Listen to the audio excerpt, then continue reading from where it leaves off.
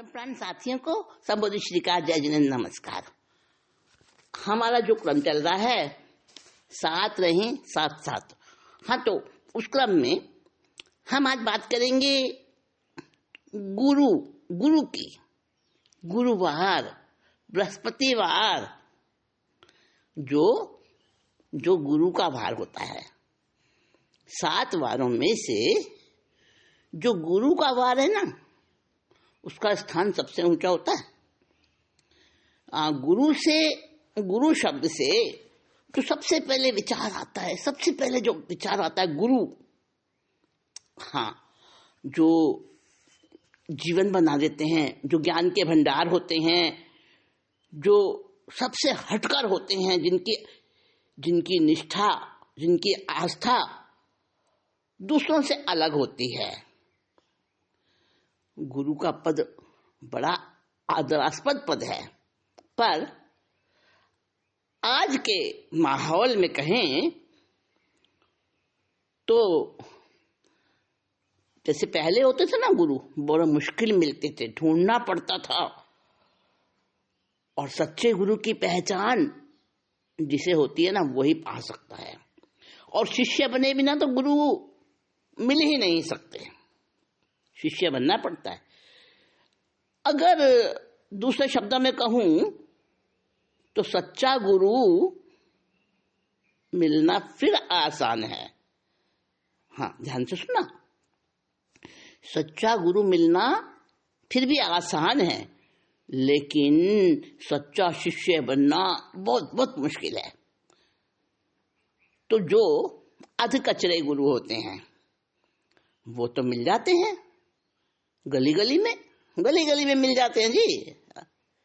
दुकानदारियां चला रखी हैं, जेब साफ करने वाले, जो अपने शिष्यों की, जो अपने अनुशासताओं की, जो अपने अनुयायियों की जेब साफ करने में बड़े माहिर होते हैं, बस अपना स्वार्थ पूरा करते हैं। उन्हीं के लिए तो कहा गया है, ऐसे गुरुओं के लिए ही तो एक कवि ने कहा है, रो रो कर कहा है, रो रो कर, मेरी आस थाने मुझे ही छला है, बड़ी भीड़ है मीत किसको बनाऊं। नहीं, मैं उन गुरुओं की बात नहीं कर रही हूं, मैं तो बात कर रही हूं आपसे बृहस्पति की, जो कि देवों के गुरु हैं, देवताओं के भी गुरु हैं। बृहस्पतिवार, गुरुवार, भूल जाइए उन स्वार्थी गुरुओं का, उन जेब कतरे गुरुओं को भूल जाइए। इधर आ जाइए गुरु के ऊंचे पद पर, गुरु के उस ज्ञान भंडार पर आ जाइए, वहीं से हमें मिलने वाला है। हाँ, तो गुरु उत्तम वाणी के स्वामी होते हैं, और गुरु पद को चाहने वाले तो बहुत होते हैं। सब चाहते हैं हम गुरु बन जाएं। शिष्य बनने के लिए तैयार कितने होते हैं? और शिष्य बनने को कोई तैयार नहीं होता। बड़ा मुश्किल होता है जो शिष्य की कसौटी पर सही उतरे। तो सबसे बड़ा गुरु कौन होता है? जो भीतर बाहर एक समान, और वो अंदर वाला गुरु, सबसे बड़ा गुरु तो अपने अंदर बैठा है। और बाहर वाला गुरु जो होता है वो सद्गुरु होना चाहिए, अहेतुकी होना चाहिए, निस्वार्थी होना चाहिए। और निस्वार्थी गुरु जब मिल जाता है ना, तो वो बड़ा दुर्लभ होता है वो अवसर। और मिल गया अगर, तो उसे पाकर भी अंदर वाला गुरु अगर जगा नहीं, बाहर वाले गुरु को पाकर अगर अंदर वाला गुरु नहीं जगा, तो गई भैंस पानी में। कल्याण तो क्या होगा, बंटा धार हो जाएगा। बाहर वाला गुरु निमित्त हो सकता है, काम तो अंदर वाले गुरु से चलता है। और ये सब बातें कौन समझता है? जिसका गुरु पर्व ऊंचा होता है, उत्कृष्ट होता है, प्रबल होता है। अपने हाथ में अंगुलियां अंगूठे हैं ना, वहां पर्व होते हैं, पर्व। तो गुरु का पर्व कौन सा होता है पता है आपको? गुरु पर्व होता है जिसे हम कहते हैं ना तर्जनी अंगुली, इंडेक्स फिंगर, जो ऐसे करके दिखाते हो किसी की तरफ, है ना, वहां वो जो पर्व होता है वो गुरु पर्व होता है। जिसका वो उत्कृष्ट होता है उसको समझ में आता है कि जिन गुरु यानी बाहर वाला गुरु और निज गुरु यानी अंदर वाला गुरु, तो गुरु की पहचान करनी बहुत जरूरी है। तो मैंने बताया ना आपको, बाहर का गुरु सदगुरु निमित्त हो सकता है, अंदर का गुरु वही हमारा सब कार्य करता है। तो अंदर वाला जो गुरु है वो गुरुवार, बृहस्पतिवार, हमारे जो भामंडल होता है ना, जो ऊंचा ऊंचा मंडल होता है, तो ऊंचे वाले मंडल के समस्त ग्रहों में वो गुरु का स्थान सबसे ऊंचा है और वो ही वहां तक पहुंचाता है दूसरे मंडलों तक। बहुत ऊंचा होता है गुरु का स्थान, सम्मानपूर्ण माना जाता है। शास्त्रों में, ग्रंथों में बृहस्पति को देवों का गुरु बताया है, बृहस्पति का स्थान बहुत ऊंचा बताया है, उनको बुद्धि का स्वामी बताया है। बुद्धि सरस्वती उनकी सेवा में रहती है। और जो बड़े ज्ञानी होते हैं, अज्ञान तम से ग्रसित जीव को गुरु ज्ञान नेत्र प्रदान करते हैं। गु माने होता है अंधेरा और रू माने होता है प्रकाश। अंधेरे से प्रकाश की ओर लाने वाले जो गुरु होते हैं वो मद, मोह, क्रोध, द्वेष, विकार, अहंकार, राग, काम, ईर्ष्या, इन सब को हटा देते हैं। और देखो, आंख के अंधे होते हैं, देखा होगा आपने, वो इतने खतरनाक नहीं होते जितने राग के अंधे, क्रोध के अंधे, अहंकार के अंधे, मोह के अंधे, काम के अंधे। तो आंख के अंधों से भी ज्यादा डेंजर होते हैं ये ऐसे अंधे। एक पढ़े लिखे संभ्रांत नौजवान को देखा हमने, वो अपनी मां को गंदी गंदी गालियां निकाल रहा था, धक्के दे रहा था। बोलो अब उसको क्या कहोगे आप? अंधा नहीं था वो, पर अंधा था। कौन सा अंधा? मोह का अंधा, अज्ञान का अंधा था वो। अरे गुरु को भी नहीं छोड़ते ऐसे अंधे। तो गोशालक को याद आई आपको? कैसा था वो? अपने गुरु महावीर को छोड़ा क्या उसने? हाँ, फल तो मिलता है, पापों का फल किसको ना, सबको भोगना पड़ता है। तो गोशालक की हरकतें भगवान महावीर स्वामी को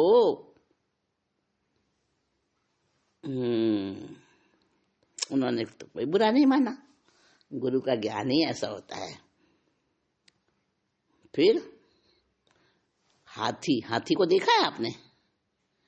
और कितनी लंबी सूंड होती है, नाक है उसकी। हाथी की सूंड क्या है? नाक है उसकी। हाँ, तो हाथी क्या करता है?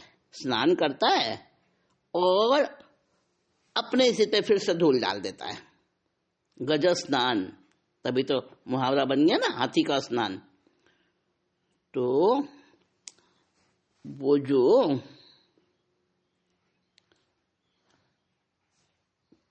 था ना, अपनी मां को गंदी गंदी गालियां दे रहा था, पीट रहा था। वो कैसा था? उसकी नाक कैसी थी मैं नहीं बोलूंगी, आप कुछ सोच लेना। तो ऐसे अंधे, ऐसे नकटे, उनकी पढ़ाई लिखाई किस काम की? अगर उनका गुरु ऊंचा हो भी जाए गुरु पर्व, अगर उनकी कुंडली स्थान में सबसे केंद्र में और हाई पावर का गुरु हो तो किस काम का। आंखें खोलने वाला नहीं होता, लेकिन बुद्ध बनाता है गुरु का, सच्चे गुरु का, गुरुवार का जो असर है ना, जो पर्व है, जिसके अंदर वो प्योर रहेगा, वो आंखें खोलने वाला होता है। गुरुवार भी ऐसा ही है। बड़ी भेद भरी बातें बताता है ये गुरुवार। जिसका गुरु उन्नत होता है ना, उसकी सरस्वती यानी वाग देवी भी विलक्षण होती है। वाणी के सुंदर प्रभाव होते हैं उसके, और वो वाणी का स्वामी बनता है। जहाँ जाता है महफिलों में, जहाँ बड़ी से बड़ी समस्याएं हल करता है, वो हर जगह सदियों से प्रसुप्त राष्ट्र समुदाय के किसी भी महापुरुष की आप देखिए झकझोर देने वाली वाणी कैसी होती है। उनका गुरु महान होता है, गुरु प्रबल होता है उनका। महर्षि पाणिनि का नाम सुना होगा आपने। महर्षि पाणिनि जिन्होंने व्याकरण लिखे, बड़े महापुरुष थे, बड़े विद्वान थे।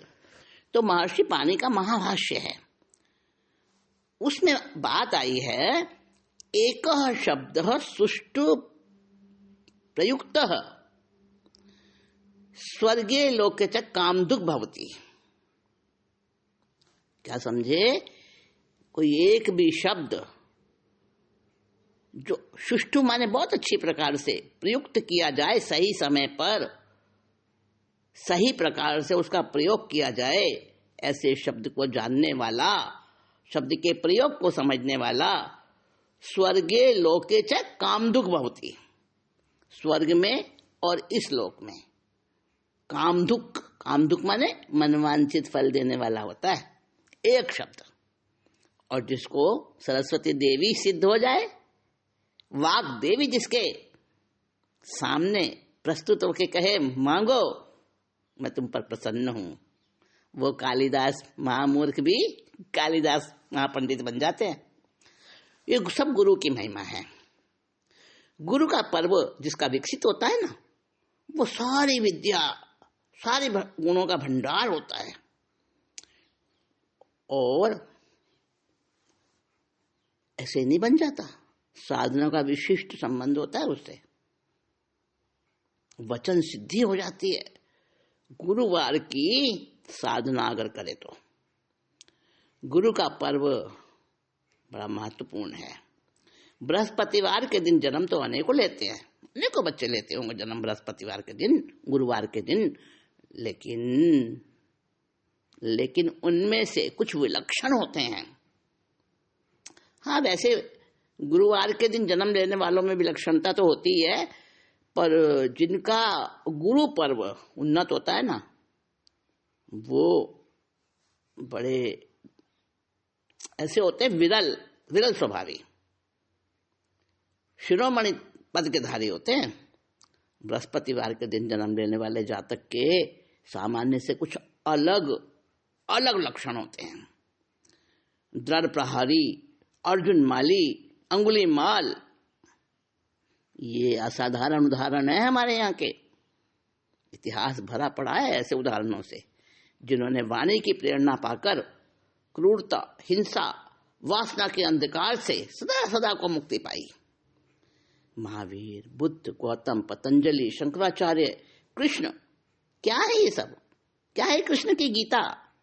अरे गुरुवाणी ही तो है। और एक बात और बताऊं, एक विशाल समुदाय है हमारे यहाँ, सिख समुदाय। उनका तो धर्मशास्त्र ही वाणी है, गुरुवाणी, नानक वाणी, है ना। मतलब गुरु की वाणी ही उसका शास्त्र है। 10वें जो गुरु थे ना इनके, गुरु गोविंद सिंह जी, हाँ, गुरु गोविंद सिंह जी की बातें आपको सब पता है, मालूम है मुझको। तो गुरु गोविंद सिंह की जिस समय अंतिम अवस्था थी ना, तो पूछा उनसे, जो उनके निकट के लोग थे, उन्होंने पूछा, गुरुजी अब आपका उत्तराधिकारी कौन होगा? तो गोविंद सिंह जी ने क्या कहा? मेरी वाणी, मेरी वाणी ही गुरु परंपरा को जीवित रखेगी। बुद्ध को कहते हैं लाइट ऑफ एशिया, और वाणी का राजा है बृहस्पति, गुरुवार। सरस्वती और बृहस्पति का दिन है, दोनों का दिन है ये गुरुवार, सरस्वती और बृहस्पति। बृहस्पति गुरु के गुणों की प्रतिष्ठा का परिचय देता है, और सरस्वती वाणी का, यानी वाणी का भी महान होता है गुरुवार, और गुरुपद के गुणों का भी वो बताने वाला होता है, प्रदान करने वाला होता है। एक बात और, लक्ष्मी और सरस्वती का वैर होता है, सुना होगा आपने। जो बड़ा विद्वान होता है ना, वो गरीब होगा। देख लो उठा के इतिहास, कितने महान महान कलाकार रोटियों को तरसते, है ना बेचारे, और मरने के बाद उनकी क्या क्या पदवियां, ख्यातियां, उनके महोत्सव मनाए जाते हैं, दिगंत गुंजाया जाता है उनके यश और कीर्ति से, पर जीते जी कोई नहीं पूछता। तो लक्ष्मी और सरस्वती का वैर बताते हैं, पर सरस्वती का महत्व लक्ष्मी से ज्यादा है। इसी प्रकार बृहस्पति का महत्व कुबेर से भी ज्यादा है, और लक्ष्मी और कुबेर अगर रूठ जाएं तो भी जीवन चल जाता है, लेकिन अगर सरस्वती और बृहस्पति रूठ जाएं तो ज्ञान शक्ति लुप्त हो जाती है, और ऐसा पागल बन जाने वाला इंसान जिसको अपने मन मस्तिष्क पर कोई कंट्रोल नहीं है, वो चाहे धनवान भी हो, लक्ष्मी उसके यहाँ भरपूर हो, पैर पसारे बैठी हो, पर किस काम का वो धनवान भी, जो दिमाग से पागल हो। ऐसे पागल धनवान को अपने लोग भी पसंद नहीं करते, दुत्कारते हैं। उसके धन पे तो कब्जा कर लेते हैं, लेकिन उसकी कोई सेवा नहीं करता, कोई उसको संभालता नहीं। जिह्वा बृहस्पति और सरस्वती का पावन मंदिर है। हमारी जिह्वा बृहस्पति का भी मंदिर है और सरस्वती का भी पावन मंदिर है। जीभ की गंदगी हटाने का संदेश देता है गुरुवार। फिर से सुनना, बहुत महत्वपूर्ण है ये बात। गुरुवार का संदेश क्या है? जीभ की गंदगी हटाओ। समझे? डॉक्टर के पास जाते हो, हकीमों के तो जमाने गए अब डॉक्टर क्या कहता है? जीभ दिखाओ, और जीभ के लक्षण देखकर, गंदी जीभ देखकर डॉक्टर बीमारी बता देता है। तो गंदी जुबान किसकी खबर देती है? गंदी जीभ तो देती है बीमारी की खबर, शरीर में क्या रोग है। गंदी जीभ और गंदी जुबान दिल की खबर देती है, इसका दिल कैसा है। किसी को अपशब्द ना बोलना, किसी को कड़वा वचन ना बोलना। अरे वचने का दारिद्रता, वचन अच्छा बोल दो, क्या जाता है तुम्हारा। लेकिन जिनकी जुबान गंदी होती है ना, वो नहीं समझेंगे इस बात को। तो गुरुवार हमको संदेश देता है कि जुबान की, जीभ की गंदगी हटा दो। मियमट्टुम अनुविभासये। देखो क्या कहता है? मियम अदुष्ट अनुविभासये। कौन होता है? महापुरुष, जो थोड़ा बोलता है, अदुष्ट बोलता है। अदुष्ट माने गंदा नहीं बोलता, प्रियभाषी होता है, मितभाषी होता है। और जो अनुवी माने जहां जैसा चाहिए, जिस जगह का जो तरीका है, जहां का जो अनुशासन है, उस प्रकार से समझकर जो बोलता है वो कौन होता है? वो पंडित होता है, विद्वान होता है। और वाचम वदत भद्र, उसको कहा नारद स्मृति में बताया कि ऐसी वाणी बोलो जो भद्र हो। और तो और यहां तक कह दिया सत्यम ब्रूयात प्रियम ब्रूयात, मां ब्रूयात अप्रियम सत्यम। समझे? अरे सत्य भी ऐसा बोलो जो सामने वाले को अप्रिय ना लगे। वहां भी एक लक्ष्मण रेखा खींच दी विद्वानों ने। नारद स्मृति में बताया वाक पौरुष के 3 भेद हैं। वाक पौरुष यानी वाणी का पुरुषार्थ, 3 भेद हैं उसके, निष्ठुर, अश्लील और तीव्र। यानी निष्ठुर का मतलब खराब भाषा, अपभाषा, अशिष्ट भाषा और असभ्य भाषा कलुष हृदय की सूचक होती है, ये ना बोलो। गुरुवार कहता है ऐसी भाषा ना बोलो, ऐसी वाणी बोलिए मन का आपा खोए, औरन को शीतल करे आपहु शीतल होए। तो कलुष हृदय की सूचक होती है गंदी भाषा। और साथ ही समाज और संस्कृति का निम्न स्तर बताती है ऐसी भाषा। आपको कोई गंदा बोलता हुआ, गालियां देता हुआ ऐसा व्यक्ति कोई मिले आपको, तो आप क्या कहोगे? अरे ये बहुत गंदे समाज से है, यही तो कहोगे ना, यही तो विचार आएगा। भले ही वो कितने ऊंचे परिवार का हो, कुलीन परिवार का हो, बहुत पैसे वाला हो, बहुत पढ़ा लिखा भी हो, लेकिन डिग्रियां माथे पर नहीं लिखी होती। आपकी जुबान, आपका व्यवहार, आपकी भाषा, शिष्टता, सभ्यता वही तो बताती है कि आप कितने संभ्रांत हो, कितने कुलीन हो, कितने खानदानी हो। एक बड़ी अच्छी कहानी, दृष्टांत आता है, बहुत बार सुना होगा, शायद आपने भी सुना होगा, तो मैं सुना देती हूँ। एक गांव के अंदर एक बेचारा कोई नौजवान था, उसे और कोई काम धंधा नहीं मिला, तो उसने क्या किया, एक गधी ले ली। गधी छोटी सी, सस्ते में मिल गई उसको।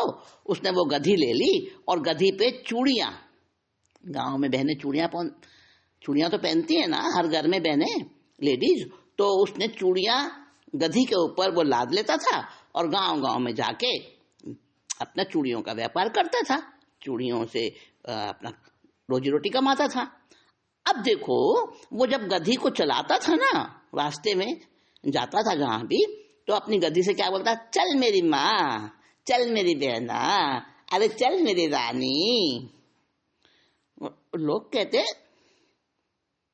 ये रानी, बहना, माँ, कभी क्या इतने अच्छे अच्छे शब्द प्रयोग करता है गधी के लिए। उनको अचंभा होता था। तो किसी ने पूछ लिया उससे कि भाई मेरी प्यारी, अरे मेरी जीजी, चल मेरी बहना, चल मेरी राजरानी, ऐसे वो बोलता था गधी को। तो लोगों ने पूछा भाई ऐसे क्यों बोलता है, ये तो गधी है। तो वो कहने लगा, देखो क्या जवाब दिया उसने। उसने कहा हाँ, जब ये चलती नहीं है ना, देर लगाती है, तो मुझे बहुत गुस्सा आता है। गुस्से में मैं इसे पीट सकता हूँ, बुरे शब्द बोल सकता हूँ, गंदी गालियां दे सकता हूँ, पर ये क्या समझेगी कि मैं इसको गंदे शब्द बोल रहा हूँ या गालियां दे रहा हूँ। ये तो मेरी प्रशंसा को भी नहीं सुनती, समझती नहीं है। सुनती तो है पर समझ नहीं है ना इसमें। तो मैं बुरे शब्द बोलूंगा तो भी इसको क्या समझ है। लेकिन मेरी आदत तो बिगड़ेगी ना। अरे मैं तो घर घरों में जाता हूँ, बहनों से मेरा संपर्क रहता है। अगर मेरी जबान पर गंदी गालियां चढ़ गईं, ये तो अशिक्षित पशु है।